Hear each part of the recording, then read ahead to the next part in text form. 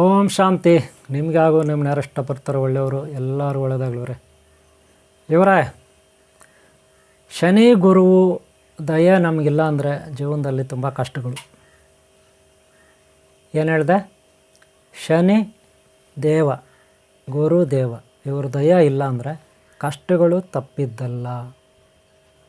ಪಾಪ ಕರ್ಮಗಳು ಏನಿರುತ್ತೆ ನಮ್ದು ಹಳೆಯದು ಅದೆಲ್ಲ ಅಂಟ್ಕೊಬಿಟ್ಟಿರ್ತದೆ. ದಾರಿದ್ರ್ಯ ಏನಿದೆ ಅದು ಅಂಟ್ಕೊಂಡ್ಬಿಟ್ಟಿರ್ತದೆ.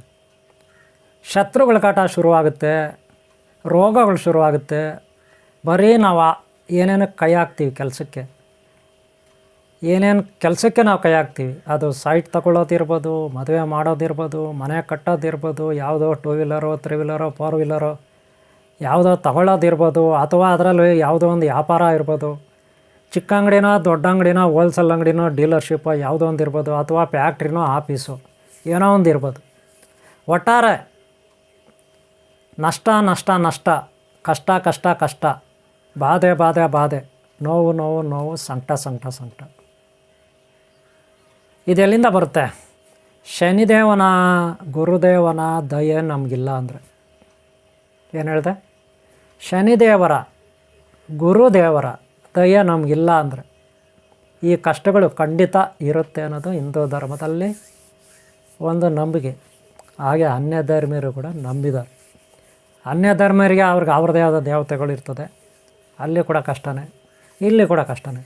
ಏನೇ ಇರಲಿ, ಈಗ ನಂಬಾದ ಏನಪ್ಪ ಅಂದ್ರೆ ಶನಿದೇವರ ಗುರುದೇವರ ಆಶೀರ್ವಾದ ಗಿಟ್ಸ್ಕೊಬಿಟ್ರೆ ಹೆಂಗೆ, ಇಲ್ಲೊಂದು ಐಡಿಯಾ ಇರುತ್ತೆ. ಹಾಗಾದರೆ ಶನಿದೇವರ ಗುರುದೇವರ ಆಶೀರ್ವಾದ ಗಿಟ್ಸ್ಕೋಬೇಕಂದ್ರೆ ನಾವು ಪುಣ್ಯಕರ್ಮಗಳನ್ನು ಮಾಡಬೇಕು. ಯಾವ ರೀತಿ ಪುಣ್ಯಕರ್ಮಗಳನ್ನು ಮಾಡೋದು? ಎಲ್ಲೋ ಒಂದು ದೇವಸ್ಥಾನ ಕಟ್ತಾರೆ ಯಾರೋ ಒಬ್ಬರು, ಅವ್ರಿಗೆ ಸ್ವಲ್ಪ ನಾವು ನೆರವಾಗೋದು, ಸಹಕಾರ ನೀಡೋದು. ಅಥವಾ ಯಾರೋ ಒಂದು ಹೋಮ, ಒಳ್ಳೆ ಹೋಮ ಮಾಡ್ತಿದ್ದಾರೆ, ಯಾವುದೋ ಒಂದು ಶ್ರೀಚಕ್ರ ಹೋಮನೋ, ಅಥವಾ ಏನೋ ಒಂದು ಸುದರ್ಶನ ಹೋಮನೋ, ಅಥವಾ ದೇವಿ ಆದಿಶಕ್ತಿ ಪರಾಶಕ್ತಿ ಹೋಮನೋ, ಅಥವಾ ಓಂ ಶಕ್ತಿ ಪೂಜೆನೋ, ಅಯ್ಯಪ್ಪ ಸ್ವಾಮಿ ಪೂಜೆನೋ, ಸಾಯಿಬಾಬಾ ಪೂಜೆನೋ, ರಾಘವೇಂದ್ರ ಸ್ವಾಮಿ ಪೂಜೆನೋ, ಓಂ ಶ್ರೀ ಕೈವರ ನಾರಾಯಣ ತಾತ ಯತೀಂದ್ರರ ಪೂಜೆನೋ, ಅಥವಾ ಮಂಟೆ ಸ್ವಾಮಿನೋ, ಅಥವಾ ಮಹಾದೇವ ಸ್ವಾಮಿನೋ, ಮಹದೇಶ್ವರ ಸ್ವಾಮಿನೋ, ಅಥವಾ ಮಲ್ಲಿಕಾರ್ಜುನ ಸ್ವಾಮಿನೋ, ಒಟ್ಟಿನಲ್ಲಿ ಒಂದು ದೇವರು ಗುರು ಪೂಜೆ ಕಾರ್ಯ ಮಾಡೋವಾಗ ನಾವು ಭಾಗಿಯಾಗಿ, ಆ ಸೇವೆಯಲ್ಲಿ ಭಾಗಿಯಾಗಿ ಅವ್ರಿಗೆ ಸಹಕಾರ ನೀಡಬೇಕು.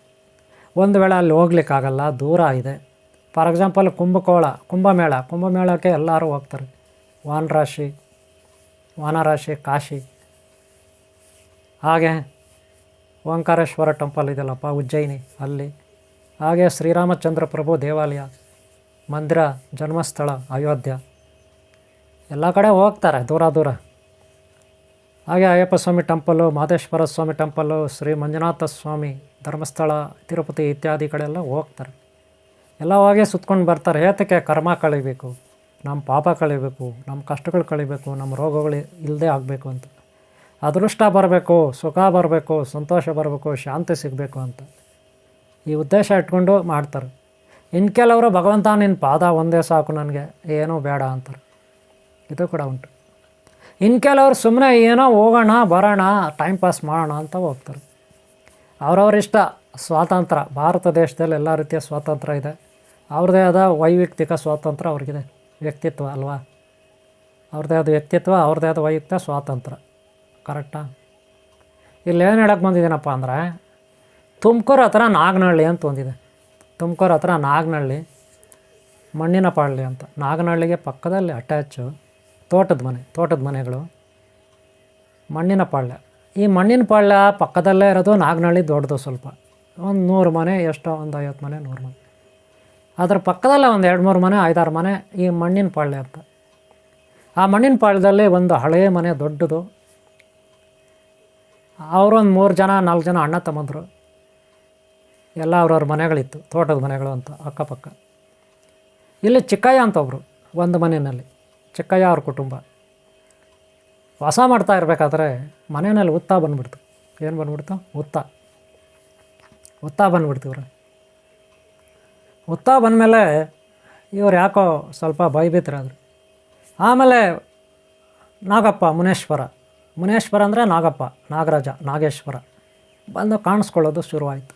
ಇವರು ಆ ಮನೆನೇ ಬಿಟ್ಬಿಟ್ರು. ಆಮೇಲೆ ಹುತ್ತ ದೇವಸ್ಥಾನ ಇತ್ತು, ಆಮೇಲೆ ಹುತ್ತಕ್ಕೆ ಪೂಜೆ ಮಾಡೋರು. ಆಮೇಲೆ ಮುನೇಶ್ವರನ ವಿಗ್ರಹ ಅಂತ ಪ್ರತಿಷ್ಠಾಪನೆ ಮಾಡಿದರು. ಆಮೇಲೆ ಆದಿಶಕ್ತಿ ಪರಾಶಕ್ತಿ ಹಳೆ ಊರಮ್ಮ ಅಂತ, ಹಳೆ ಊರಮ್ಮ ದೇವಿ ಅಂತ ಹೇಳ್ಬಿಟ್ಟು ಪ್ರತಿಷ್ಠಾಪನೆ ಮಾಡಿದ್ರು. ಆಮೇಲೆ ಶನೇಶ್ವರ ಪ್ರತಿಷ್ಠಾಪನೆ, ಹೀಗೆ 3 ಗುಡಿ ಗರ್ಭಗುಡಿಗಳು ರೆಡಿ ಆಯಿತು. ಅದೊಂದು ದೇವಸ್ಥಾನ ಆಗಿ ಮಾರ್ಪಾಟಾಯಿತು. ಸುಮಾರು ವರ್ಷಗಳಿಂದ ಪೂಜೆ ಮಾಡ್ತಾ ಬಂದಿದ್ದಾರೆ. ಈಗ ಚಿಕ್ಕಯ್ಯನವರು ನಾಗನಹಳ್ಳಿ ಆ ಒಂದು ಏನು ಮಣ್ಣಿನ ಹಳ್ಳ ಪಾಳ್ಯ ಇದೆ ಅಲ್ಲಿಲ್ಲ, ಅವರು ಇಲ್ಲಿ ಉಲ್ಲಾಳ ಉಪನಗರ ಬೆಂಗಳೂರು, ಉಲ್ಲಾಳ ಉಪನಗರ ಬೆಂಗಳೂರು ಅಲ್ಲಿ ಒಂದು ಮನೆ, ಅವ್ರದ್ದೊಂದು ಮನೆ ಇದೆ. ಅಲ್ಲಿ ಮಕ್ಕಳು ಅವರು ವಾಸ ಮಾಡ್ತಾರೆ, ಆದರೆ ವಾರಕ್ಕೊಂದು ಸಾರಿ ಅಲ್ಲಿ ಹೋಗಿ ಪೂಜೆ ಮಾಡ್ಕೊಂಡು ಬರ್ತಾಯಿದ್ರು ಅವ್ರ ಊರಿಗೆ. ಎಲ್ಲಿ? ನಾಗನಹಳ್ಳಿ ಪಕ್ಕದಲ್ಲಿ ಮಣ್ಣಿನ ಪಾಳ್ಯ. ಈ ನಾಗನಹಳ್ಳಿ ಎಲ್ಲಿದೆಯಪ್ಪ ಅಂದರೆ ವಡ್ರಗುಪ್ಪೆ ಅಂತಿದೆ. ಆ ವಡ್ರಗುಪ್ಪೆ ಎಲ್ಲಿದೆಯಪ್ಪ ಅಂದರೆ ಕುಣಿಗಲ್ ಪಕ್ಕದಲ್ಲಿದೆ. ಕುಣಿಗಲ್ ತುಮಕೂರು ಜಿಲ್ಲೆದು, ನಿಮ್ಗೆ ಗೊತ್ತಿದೆ. ಬೆಂಗಳೂರಿಂದ ಕುಣಿಗಲ್ಗೆ ಮಾರ್ಗ ತುಮಕೂರು. ಇಲ್ಲಿ ಏನಿದೆ ವಡ್ರಗುಪ್ಪೆ, ಕುಣಿಗಲ್ಲಿಂದ ವಡ್ರಗುಪ್ಪೆ ಬರಬೇಕು. ವಡ್ರಗುಪ್ಪೆಯಿಂದ ಒಂದು 4-4.25 ಕಿಲೋಮೀಟ್ರಲ್ಲಿ ನಾಗನಹಳ್ಳಿ ಇದೆ. ನಾಗನಹಳ್ಳಿ ಪಕ್ಕದಲ್ಲೇ ಅಟ್ಯಾಚು, ಅರ್ಧ ಕಿಲೋಮೀಟ್ರ್ ಕೂಡ ಇಲ್ಲ, ಅಟ್ಯಾಚು ಮಣ್ಣಿನ ಪಾಳ್ಯ ಇದೆ. ಆ ಮಣ್ಣಿನ ಪಾಳ್ಯದಲ್ಲಿ ಒಂದು ತೋಟದಲ್ಲಿ ಮನೆ ಇದೆ, ಅಲ್ಲಿ ಈ ದೇವಸ್ಥಾನ. ಈ ಕಥೆ ಏನಪ್ಪ ಅಂತ ಹೇಳ್ಬಿಡ್ತೀನಿ. ಸುಮಾರು ವರ್ಷಗಳಿಂದ ಇವ್ರು ಪೂಜೆ ಮಾಡ್ಕೊಂಡು ಬರ್ತಿದ್ರು. ಈ ಮಧ್ಯೆ ಒಂದು 6-7 ತಿಂಗಳಿಂದ ಹಿಂದೆ ನನ್ನನ್ನು ಕರ್ಕೊಂಡೋದ್ರು. ನಾನು ವೀಡಿಯೋ ಆಗ ಶೇರ್ ಮಾಡಿದ್ದೀನಿ ಯೂಟ್ಯೂಬಲ್ಲಿ. ಕರ್ಕೊಂಡೋಗಿ ಗುರುಗಳೇ ಇಲ್ಲಿ ಸ್ವಲ್ಪ ಇಂಪ್ರೂವ್ ಮಾಡಬೇಕು, ಶನೇಶ್ವರ ಸ್ವಾಮಿದು ಹಾಗೆ ಆದಿಶಕ್ತಿ ದೇವಿದು ಒಂದು ವಿಗ್ರಹ ಮಾಡ್ಸೋಕ್ಕೆ ಆರ್ಡರ್ ಕೊಟ್ಟಿದ್ದೀನಿ. ಹಾಗೆ ಇಲ್ಲಿ ವಾಸ್ತು ಎಲ್ಲ ನೀವು ನೋಡಿ, ಇಲ್ಲಿ ಏನೇನು ಮಾಡ್ಬೇಕು ನೋಡಿ ಅಂತ ಹೇಳಿದ್ರು.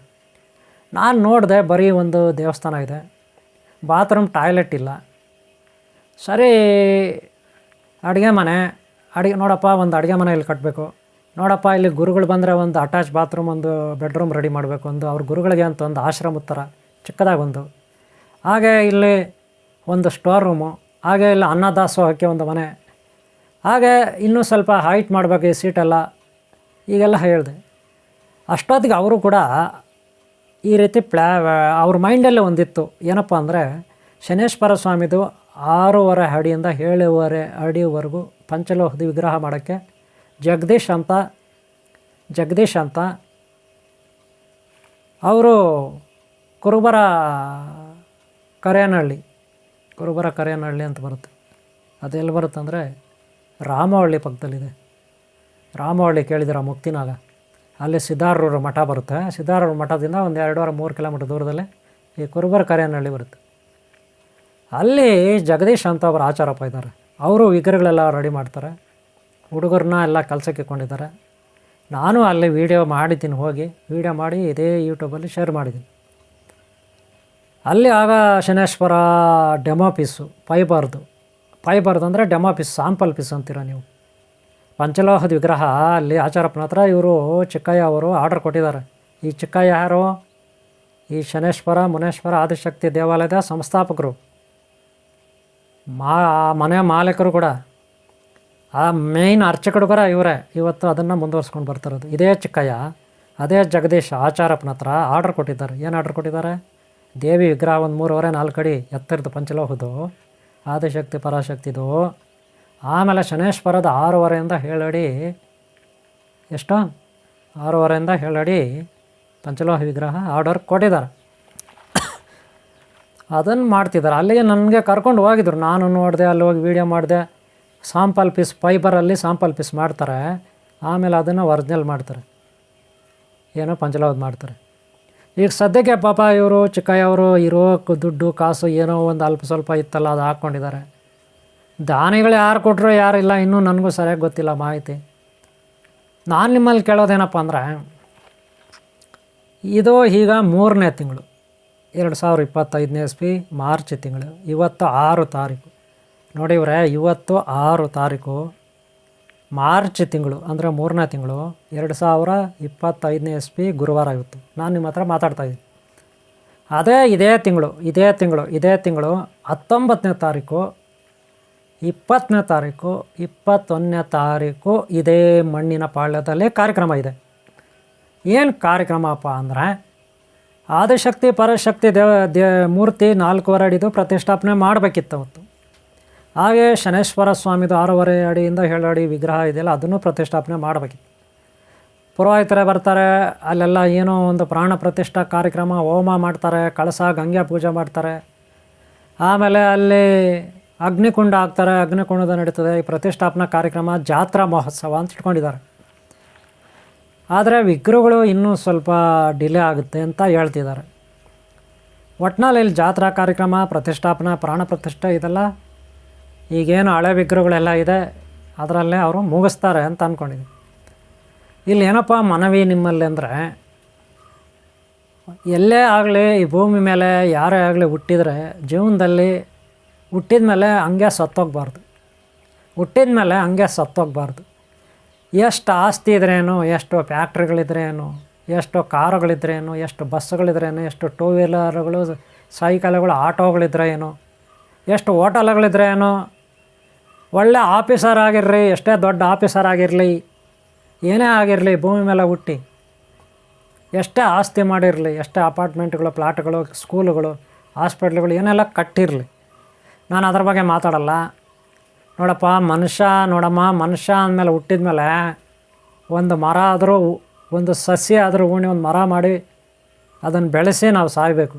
ಕನಿಷ್ಠ ಅದರಿಂದ ಅಕ್ಕಿ ಪಿಕ್ಕಿಗಳಿಗೆ, ಕ್ರಿಮಿ ಕೀಟಾದಿಗಳಿಗೆ, ಹಾಗೆ ಒಂದಷ್ಟು ಜನಕ್ಕೆ ಆಮ್ಲಜನಕ ಆದರೂ ಸಿಗುತ್ತೆ, ಒಂದಷ್ಟು ಊಟ ಸಿಗುತ್ತೆ ಒಂದು ಮರ ಬೆಳೆಸಿದರೆ. ಹಾಗೆ ಒಂದು ದೇವಸ್ಥಾನ ಆದರೂ ಮಾಡಬೇಕು ಹುಟ್ಟಿದ ಮೇಲೆ, ಹಾಗೆ ಒಂದು ಮಠ ಆದರೂ ಮಾಡಬೇಕು ಹುಟ್ಟಿದ ಮೇಲೆ. ಆವಾಗಲೇ ಸಾರ್ಥಕ, ಜನ್ಮ ಸಾರ್ಥಕ. ಇಲ್ಲಾಂದರೆ ಲೈಫೇ ವೇಸ್ಟು. ಹೌದಾ ಗುರುಗಳೇ ಅನ್ಬೇಡಿ, ಲೈಫೇನು ವೇಸ್ಟ್ ಆಗಲ್ಲ ಒಳ್ಳೆಯವರಾಗಿದ್ದರೆ. ಏನೂ ಮಾಡೋಕ್ಕಾಗಲ್ಲ ಅಂದರೆ ಕನಿಷ್ಠ ಹುಡ್ದಾಗಿಂದ ಸಾಯೋವರೆಗೂ ಒಳ್ಳೆಯವರಾಗಿರಬೇಕು. ಪರರ ಪೀಡನೆ ಮಾಡಬಾರ್ದು, ಯಾರ ವಸ್ತುಗಳನ್ನು ದೋಚಬಾರ್ದು, ಯಾರಿಗೂ ಮಾನಸಿಕವಾಗಿ, ದೈಹಿಕವಾಗಿ, ಭಾವನಾತ್ಮಕವಾಗಿ ನಾವು ಇನ್ನೊಬ್ಬರಿಗೆ ನೋಯಿಸಬಾರ್ದು. ಪರವಾಗಿಲ್ಲ, ಹುಡ್ದಾಗಿಂದ ಸಾಯೋವರೆಗೂ ತಿನ್ನಿರಿ, ಕುಡೀರಿ, ಇರ್ರಿ, ಹೋಗ್ರಿ, ನಿಮ್ಮ ಪಾಡಿಗೆ ನೀವು ದುಡೀರಿ, ನಿಮ್ಮ ಪಾಡಿಗೆ ತಿನ್ನಿರಿ, ನಿಮ್ಮ ಮನೇಲಿ ನೀವು ಇರ್ರಿ, ಹೋಗ್ರಿ, ಅದೇನು ತಪ್ಪಿಲ್ಲ. ಅದೇ ಹುಟ್ಟಿದ ಮೇಲೆ ಬರೀ ಇನ್ನೊಬ್ಬರಿಗೆ ಪೀಡನೆ ಮಾಡೋದು, ಬರೀ ಇನ್ನೊಬ್ಬರಿಗೆ ಹಿಂಸೆ ಮಾಡೋದು, ಬರೀ ಇನ್ನೊಬ್ಬರಿಗೆ ಕೆಟ್ಟದಾಗ ಕಾಮೆಂಟ್ಗಳು ಮಾಡೋದು. ಕೆಲವು ನೀಚ ನಿಕೃಷ್ಟರು ಸ್ವಾರ್ಥಿಗಳಿರ್ತಾರೆ, ಅವ್ರ ಹೆಗಲ ಮೇಲೆ ಖಂಡಿತ ಅವ್ರ ಪಾಪ ಕೂಡ ತುಂಬುತ್ತೆ. ಶನೇಶ್ವರ ಅನ್ನೋವನು ಕ್ಷಮಿಸೋದಿಲ್ಲ. ಅದರಲ್ಲೂ ಗುರುದ್ರೋಹ ಮಾಡಿದ್ರೆ ಸರ್ವನಾಶ. ಒಬ್ಬ ಬಂಡಾಸುರ ಅಭಿಮಾನಿ ಅಂತ ಹೇಳ್ಕೊಂಡು ಸಿಗ್ತಿದ್ದಾನೆ ನೋಡ್ರಿ, ನನ್ನ ಯೂಟ್ಯೂಬ್ ಚಾನಲಲ್ಲಿ ನೋಡ್ರಿ, ಅವನು ಇಷ್ಟುದ್ದ ಬರಿತಾನೆ. ಏನು ಬರಿತಾನೆ? ಕಾಮೆಂಟ್ಗಳು. ಅವನಿಗೆ ಮಾಡೋಕ್ಕೆ ಕೆಲಸ ಇಲ್ಲ. ಅವನು ಎಂಥವನಂದರೆ, ಅವನ ಹೆಂಡತಿ ಮಕ್ಕಳನ್ನೇ ಓಡಿಸಾಕಿದ್ದ ಹೊಡೆದು. ಅವ್ರ ಅಕ್ಕನ್ನು, ಅವ್ರ ಭಾವನೆ ಇವ್ನು ನೋಡಿದ್ರೆ ಆಗಲ್ಲ. ಅವ್ರ ಅಪ್ಪ ಅಮ್ಮನಿಗೆ ಇವ್ನಿಗೆ ಆಗ್ತಾರ ಇಲ್ಲೋ, ಅವ್ರ ಅಣ್ಣ ತಮ್ಮನೇ ಇವನ ಜೊತೆ ಸೇರಲ್ಲ. ಇವ್ರ ಚಿಕ್ಕಪ್ಪನ ಮಗನೇ ಇವ್ನು ಬುರುಡೆ ಹೊಡೆದಾಕಿದ್ದ, ಇವನು ಬುರುಡೆನ ಹೊಡೆದಾಕಿದ್ದ ಇವ್ರ ಚಿಕ್ಕಪ್ಪನ ಮಗ. ಇವನು ಸಾಕಷ್ಟು ಮಂದಿ ಹತ್ರ ಹೊಡೆಸ್ಕೊಂಡಿದ್ದಾನೆ, ಎಲ್ಲೆಲ್ಲೋ ಮಾರ್ಕ್ಗಳು ತಲೆಗೆ ಮೈಗೆಲ್ಲ. ಕೋರ್ಟಲ್ಲಿ ಕೇಸುಗಳು ಅವಾಗವಾಗ ಅಲಿತಾ ಇರ್ತಾನೆ. ಅಂಥ ಅಯೋಗ್ಯ ಇಲ್ಲಿ ಬಂದು ಸೇರಿಕೊಂಡಿದ್ದ ನಮ್ಮ ಗುರುಕುಲದಲ್ಲಿ. ನನಗೆ ಗೊತ್ತಿಲ್ಲ, ಆಮೇಲೆ ಗೊತ್ತಾಯ್ತು ಇವನು ಯಾಕೆ ಸೇರ್ಕೊಂಡಿದ್ದಾನಂತ. ಇಲ್ಲಿ ನೋಡ್ದೆ ದೋಚಕ್ಕೆ ಎಲ್ಲೆಲ್ಲೋ ಹೋಗ್ತಾನೆ, ದೇವಸ್ಥಾನಗಳಲ್ಲಿ ಸೇರ್ಕೊಳ್ತಾನೆ, ಎಲ್ಲೆಲ್ಲೋ ಮಠಗಳಲ್ಲಿ ಸೇರ್ಕೊತಾನೆ, ಅಲ್ಲೆಲ್ಲ ತಿನ್ನೋ ಗಂಟ ತಿಂತಾನೆ, ಮೆಕ್ಕವ್ರಿಗೂ ಮೆಕ್ತಾನೆ, ದೋಚಕ್ಕೆ ಹೋಗ್ತಾನೆ. ಆವಾಗ ಅಲ್ಲಿರೋರು ಎಚ್ಚೆತ್ಕೊಳ್ತಾರೆ, ಇವನ್ನ ಆಚೆ ಹಾಕ್ತಾರೆ. ಅದೇ ರೀತಿ ಇಲ್ಲಿ ಕೂಡ. ಈಗ ಆಚೆ ಹೋದ್ಮೇಲೆ ಇವ್ನು ಸುಮ್ಮನೆ ಇರಲ್ಲ, ಚೆನ್ನಾಗಿ ಎಣ್ಣೆ ಹೊಡ್ಕೊಂಡು ಕುಡ್ಕೊಂಡು ಇನ್ನೇನು ಮಾಡೋಕ್ಕೆ ಕೆಲಸ ಇರಲ್ಲ, ಬರೀ ಕಾಮೆಂಟ್ಗಳು ಬರೀತಿರ್ತಾನೆ, ಏನೇನೋ ಕೆಲಸಕ್ಕೆ ಬರೋದಲ್ಲ, ಬೆದರಿಕೆ, ಬ್ಲ್ಯಾಕ್ ಮೇಲ್ ಮಾಡೋದು ಬೇರೆ. ಅವನು ಬರ್ಕೊಂಡು ಏನೇನೋ ಸುಮ್ಮನೆ ಬರೀ ಸುಳ್ಳೆ ಅವನು, ಆ ಥರ ಭಯೋಗ್ಯ. ಇಂಥವ್ರಿಗೆ ಪಾಪದ ಕೂಡ ತುಂಬಿದ ತಕ್ಷಣ ಆ ಮುನೇಶ್ವರ ಸುಮ್ಮನೆ ಇರಲ್ಲ. ಯಾರು ಮುನೇಶ್ವರ ಸುಮ್ಮನೆ ಇರಲ್ಲ, ಅವನಿಗೆ ಕೋಪ ಬರುತ್ತೆ. ಆವಾಗ ಶನೇಶ್ವರ ಇವನು ಹೆಗಲ ಮೇಲೆ ಕೂತ್ಕೊತಾನೆ. ಆಗ ಆದಿಶಕ್ತಿ ಪರಶಕ್ತಿ ಇವನನ್ನು ಚುಚ್ಚಿ ಕತ್ತರಿಸಿ ಇವನ ಕಣ್ಣುಗಳು ಕಿತ್ತಾಕಿ, ಕೈಗಳು ಕತ್ತರಿಸಿ, ನಾಡಿ ಎಲ್ಲ ನರ ಸತ್ತ ಜೀವ ಆಗ್ಬಿಡ್ಬೇಕು. ಇವನು ನರ ಸತ್ತ ಜೀವ ಆಗಿಬಿಡ್ತಾನೆ. ಆ ರೀತಿ ಶಿಕ್ಷೆ ಕೊಟ್ಬಿಡ್ತಾಳೆ ಆದಿಶಕ್ತಿ ಪರಶಕ್ತಿ. ಆ ಮುನೇಶ್ವರನಿಗೆ ಕೋಪ ಬರದಿರುತ್ತಾ? ಶನೇಶ್ವರ ಸುಮ್ಮನೆ ಇರ್ತಾನ? ನೀವೇ ಹೇಳಿ. ಬಿಡ್ರಿ, ಇವನು ಪಾಪ ಮಾಡ್ದ ನೀಚ ನಿಕೃಷ್ಟರು ಇವರೆಲ್ಲ, ಇವರಿಗೆ ಶಿಕ್ಷೆ ಆಗಲೇಬೇಕಲ್ವ. ಆದರೆ ಪಾಪ ಕೆಲವರೆಲ್ಲ ಅಪ್ಪಿತಪ್ಪಿ ಸಣ್ಣ ಪುಟ್ಟ ಬಾಯಿ ಜಾರಿನೋ ಒಂದು ಮಾತು ಅಂದ್ಬಿಡ್ತೀವಿ, ಕೆಟ್ಟದಾಗಿ ಬಾಯಿ ಜಾರಿನೋ ಸ್ವಲ್ಪ ಅಹಂಕಾರ ಪಟ್ಬಿಡ್ತೀವಿ. ಅಂಥವ್ರಿಗೆ ಶನೇಶ್ವರ ಹೆಗಲ ಮೇಲೆ ಕೂತ್ಕೊಬಿಡ್ತಾನೆ. ಆವಾಗ ನಮಗೆ ಗುರುಗಳ ದಯ ಬೇಕು. ಸಚ್ಚಿದಾನಂದ ಸ್ವರೂಪಿಣಿಯ ಜಗನ್ಮಾತೆ ಈಶ್ವರಿ, ಆ ಮುನೇಶ್ವರ ಪರಬ್ರಹ್ಮ, ಆ ಶನೇಶ್ವರ ಶಾಂತಿ ಶನೇಶ್ವರ, ಶಾಂತಿ ಶನೇಶ್ವರ, ಶಾಂತಿ ಶನೇಶ್ವರ. ಅವ್ರ ದಯ ನಮ್ಗೆ ಬೇಕು, ಆಶೀರ್ವಾದ ಬೇಕು. ಅದಕ್ಕೆ ನಾವು ತಗ್ಗೆ ಬಗ್ಗೆ ಜೀವನದಲ್ಲಿ ನಡಿಬೇಕು. ತಗ್ಗೆ ಬಗ್ಗೆ ನಡೆದು ನಾವು ನಡಿಬೇಕು. ಆವಾಗಲೇ ಆ ಪರಬ್ರಹ್ಮ ಶಕ್ತಿ ನಮಗೆ ಸದಾ ರಕ್ಷಣೆ ಮಾಡೋದು ಅಲ್ವಾ. ಈ ರೀತಿ ಇದ್ದರೆ ನಮ್ಗೆ ಆರೋಗ್ಯನೂ ಇರುತ್ತೆ. ನಾವು ಏನೇ ಕೆಲಸಕ್ಕೆ ಕೈಯಾಗಲಿ ಅದು ಈಡೇರುತ್ತೆ. ನಮಗೆ ಕಷ್ಟಗಳು ಬರುತ್ತೆ, ಸಣ್ಣ ಪುಟ್ಟ ಕಷ್ಟಗಳು ಬಂದರೂ ಕೂಡ ಹಂಗೆ ಬಂದು ಹಂಗೆ ಹೊರ್ಟೋಗ್ತವೆ, ಹಂಗೆ ಬಂದು ಹಂಗೆ ಹೊರ್ಟೋಗ್ತವೆ, ಹಂಗೆ ಬಂದು ಹಂಗೆ ಹೊರ್ಟೋಗ್ತವೆ. ಚಲಿಸುವ ಮೋಡಗಳಂತೆ, ಚಲಿಸುವ ಮೋಡಗಳಂತೆ. ಮೋಡಗಳು ಆಕಾಶದಲ್ಲಿ ಬರ್ತವೆ, ಸೂರ್ಯ ಭಗವಾನ್ಗೆ ಅಡ್ಡವಾಗಿ ನಿಂತ್ಕೊತವೆ, ಮತ್ತೆ ಹೊರಟೋಗ್ತವೆ. ಆಗ ನಮ್ಗೆ ಬೆಳಕು ಬರುತ್ತೆ ಸೂರ್ಯ ಭಗವಾನಿಂದ. ಮೋಡಗಳು ಆಕಾಶದಲ್ಲಿ ಹೋಗ್ತಾ ಇರ್ತವೆ, ಚಂದ್ರ ಭಗವಾನ್ಗೆ ಅಡ್ಡವಾಗಿ ಬರ್ತವೆ. ಆಮೇಲೆ ಆ ಮೋಡಗಳು ಆ ಕಡೆ ಹೊರಡ್ತವೆ, ಮತ್ತು ಚಂದ್ರ ಭಗವಾನ್ ಬೆಳಕು ನಮ್ಗೆ ಬರುತ್ತೆ. ಹಾಗೆ ಜೀವನದಲ್ಲಿ ನಮಗೆ ಕಷ್ಟಗಳು ಮೋಡಗಳಂತೆ ಬರ್ತವೆ, ಚಲಿಸುವ ಮೋಡಗಳಂತೆ ಬಂದು ಅವು ಪಾಡ್ಗೆ ಹೋಗ್ತವೆ. ನಾವು ತಾಳ್ಮೆಯಿಂದ ಇರಬೇಕು. ತಾಳ್ಮೆ ಎಲ್ಲಿವರೆಗೂ ನಮ್ಮ ತಾಳ್ಮೆ ಇರುತ್ತೆ. ಯಾವುದೋ ಒಂದು ನಾವು ಗುರಿ ಮುಟ್ಬೇಕಾದ್ರೆ, ಯಾವುದೋ ಒಂದು ಸಾಧಿಸ್ಬೇಕಾದ್ರೆ, ಯಾವುದೋ ಒಂದು ಕೆಲಸಕ್ಕೆ ನಾವು ಕೈ ಹಾಕಿರ್ತೀವಿ, ಅದು ಈಡೇರಬೇಕಾದ್ರೆ ನಮಗೆ ತಾಳ್ಮೆ ಇರಬೇಕು. ಶನೇಶ್ವರನ ಆ ಶಾಂತಿ ಶನೇಶ್ವರನ ದಯ, ಆ ಗುರು ಪರಬ್ರಹ್ಮನ, ಆ ಬೃಹಸ್ಪತಿ ತಾರಾಮತ ಗುರುದೇವ್, ಆ ಮುನೇಶ್ವರ, ಆ ಶನೇಶ್ವರ, ಆದಿಶಕ್ತಿ ಪರಶಕ್ತಿ, ಇವ್ರ ದಯ ಬೇಕು. ಇವರೇ ಪುಣ್ಯ ಕಾರ್ಯಗಳಲ್ಲಿ ಭಾಗಿಯಾಗಿ ಇದೇ ತಿಂಗಳು, ಇದು ಮಾರ್ಚ್ ತಿಂಗಳು 3ನೇ ತಿಂಗಳು 19ನೇ ತಾರೀಕು, 20ನೇ ತಾರೀಕು, 21ನೇ ತಾರೀಕು ಮಣ್ಣಿನ ಪಾಳ್ಯ, ನಾಗನಹಳ್ಳಿ, ವಡ್ರಪಾಳ್ಯ ಪಕ್ಕದಲ್ಲಿದೆ. ವಡ್ರಗುಪ್ಪೆ ಪಕ್ಕದಲ್ಲಿದೆ, ಕುಣಿಗಲ್ಲು, ತುಮಕೂರು ಇಲ್ಲಿದೆ. ಈ ಮಣ್ಣಿನ ಪಾಳ್ಯಕ್ಕೆ ಬರಬೇಕಾದ್ರೆ ನೀವು, ನಾನು ಚಿಕ್ಕಯ್ಯ ಅವ್ರ ನಂಬರ್ ಕೊಡ್ತೀನಿ. ಏನಾದರೂ ದಾನ ಧರ್ಮ ಸಹಕಾರ ದಕ್ಷಿಣೆ ನೀಡಬೇಕಾದ್ರೆ ಚಿಕ್ಕಯ್ಯನವ್ರ ನಂಬರ್ ಹಾಕಿದ್ದೀನಿ. ಆ ನಂಬರ್ಗೆ ಕಾಲ್ ಮಾಡಿ ವಿಷಯ ತಿಳ್ಕೊಳ್ಳಿ. ಅಲ್ಲಿನ ಮಾರ್ಗ ತಿಳ್ಕೊಳ್ಳಿ. ಅಲ್ಲಿಗೆ ಹೋಗ್ಬೇಕಾದ್ರೆ ನೀವು ವಡ್ರಗುಪ್ಪೆಗೆ ಬಂದರೆ ಅಲ್ಲಿಂದ 4.25 ಕಿಲೋಮೀಟ್ರ್ ಆಟೋಗಳೆಲ್ಲ ಇರುತ್ತೆ.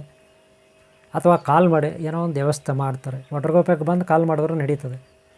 ಕುಣಿಗಾಲಕ್ಕೆ ಬರಬೇಕು, ಕುಣಿಗಾಲಿಂದ ವಡ್ರಗುಪ್ಪೆ ನೆನ್ಪಿಟ್ಕೊಳ್ಳಿ. ಕುಣಿಗಾಲಿಂದ ವಡ್ರಗುಪ್ಪೆ ಗೊತ್ತಾಯ್ತಲ್ಲ. ಬೆಂಗಳೂರು ಕಡೆಯಿಂದ ಹೋಗೋರು ಕುಣಿಗಾಲಿಂದ ವಡ್ರಗುಪ್ಪೆ ಇರುತ್ತೆ, ವಡ್ರಗುಪ್ಪೆಗಿಂದ ನಾಗನಹಳ್ಳಿ, ಮಣ್ಣಿನ ಪಾಳ್ಯ. ಓಕೆನಾ. ಸೇವೆ ಮಾಡಿ, ಸೇವೆಯಲ್ಲಿ ಭಾಗಿಯಾಗಿ.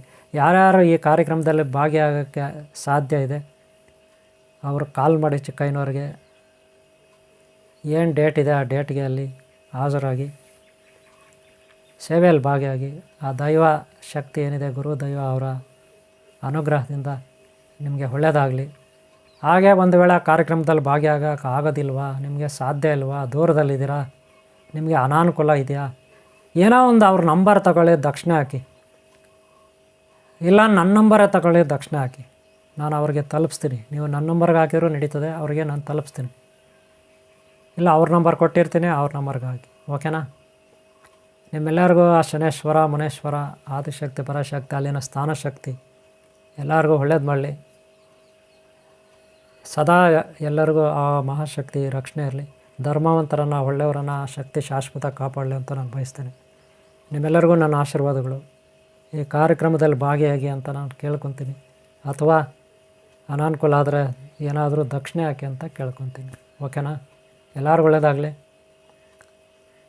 ಈ ವಿಡಿಯೋ ನಿಮಗೆ ಲೈಕ್ ಆದರೆ, ಇಷ್ಟ ಆದರೆ ಒಂದು ಲೈಕ್ ಮಾಡಿ. ಹಾಗೆ ಸಬ್ಸ್ಕ್ರೈಬ್ ಆಗಲಿ ಅಂದರೆ ಹಾಕ್ಕೊಳ್ಳಿ. ಹಾಗೆ ಮುಂದಿನ ವಿಡಿಯೋಗಳನ್ನು ನೋಡೋದು ಮರಿಬೇಡಿ. ನಾನು ಹಾಕಿರೋ ಹಿಂದಿನ ವಿಡಿಯೋಗಳು ಶೇರ್ ಮಾಡಿದ್ದೀನಿ, ಅವ್ರನ್ನೂ ನೋಡೋದು ಮರಿಬೇಡಿ. ಸಾಕಷ್ಟು ನಿಮಗೆ ನಿಮ್ಮ ಜೀವನದಲ್ಲಿ ಒಳ್ಳೆಯ ರೀತಿ ಹೋಗಲಿಕ್ಕೆ, ಒಳ್ಳೆಯ ಮಾರ್ಗದಲ್ಲಿ ಹೋಗಲಿಕ್ಕೆ, ನಿಮಗೆ ನಿಮ್ಮ ಕೆಲಸ ಕಾರ್ಯಗಳು ಈಡೇರಲಿಕ್ಕೆ ಈ ರೀತಿ ವೀಡಿಯೋಗಳನ್ನು ನೋಡಿ. ಯಾವಾಗಲೂ ಟೈಮ್ ವೇಸ್ಟ್ ಮಾಡ್ಕೋಬೇಡಿ. ಈ ಜನ್ಮದಲ್ಲಿ ಆದಷ್ಟು ಬೇಗ ನೀವು ಇಂಪ್ರೂವ್ ಆಗಬೇಕಲ್ವ, ಉದ್ಧಾರ ಆಗಬೇಕಲ್ವ. ಅದಕ್ಕೆ ಯಾವಾಗೂ ಟೈಮ್ ಮುಖ್ಯ, ಟೈಮ್ ವೇಸ್ಟ್ ಮಾಡ್ಕೋಬಾರ್ದು. ಓಕೆ, ಈ ವಿಡಿಯೋ ಇಷ್ಟ ಆಗಿದೆ. ನೀವು ಸಹಕಾರ ಕೊಟ್ಟರೆ ನನಗೆ ಲೈಕ್ ಮಾಡಿ. ಮುಂದಿನ ವೀಡಿಯೋಗಳು ಇದೇ ರೀತಿ ಹಾಕ್ತೀನಿ, ಅಪ್ಲೋಡ್ ಮಾಡ್ತೀನಿ ನಿಮಗೋಸ್ಕರ. ನಿಮಗೊಂದು ಒಳ್ಳೆಯ ದಾರಿ ತೋರಿಸ್ಬೇಕನ್ನೋದು ನನ್ನ ಅಭಿಪ್ರಾಯ. ಅದಕ್ಕೆ ಈ ಒಂದು ವಿಡಿಯೋ ಅಪ್ಲೋಡ್ ಮಾಡಿದ್ದೀನಿ. ಈ ವಿಡಿಯೋ ಎಲ್ಲಿವರೆಗೂ ನೋಡಿದ್ದೀರಾ, ಇಷ್ಟ ಆಗಿದೆ ಅಂದ್ಕೊತೀನಿ. ಒಂದು ಲೈಕ್ ಮಾಡೋದು ಮರಿಬೇಡಿ. ನಿಮ್ಮ ಪ್ರೋತ್ಸಾಹನೇ ನನಗೆ ಸಹಕಾರದ ಶಕ್ತಿ. ಓಕೆನಾ. ನಿಮ್ಗೆ ಒಳ್ಳೆಯದಾಗಲಿ. ನಿಮ್ಗೆ ಯಾರು ಇಷ್ಟಪಡ್ತಾರೋ ಒಳ್ಳೆಯವ್ರು, ಧರ್ಮ ಅಂತ ಎಲ್ಲರಿಗೂ ಒಳ್ಳೆಯದಾಗಲಿ. ಓಂ ಶಾಂತಿ, ಓಂ ಶಾಂತಿ, ಓಂ ಶಾಂತಿ.